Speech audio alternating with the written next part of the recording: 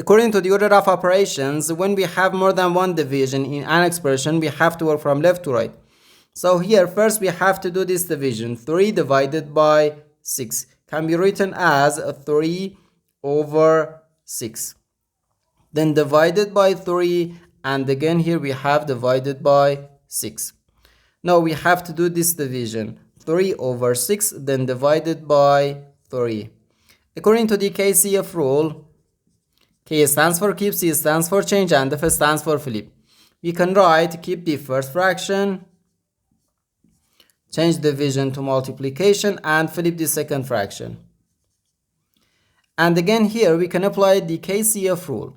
So change division to multiplication and flip the second fraction. And here first we do this multiplication. 3 over 6, then times 1 over 3. We can easily cancel this 3 and this 3. So here we have just 1 over 6. So 1 over 6, then times 1 over 6, which equals 1 over 6 times 6 gives us 36. So 1 over 36.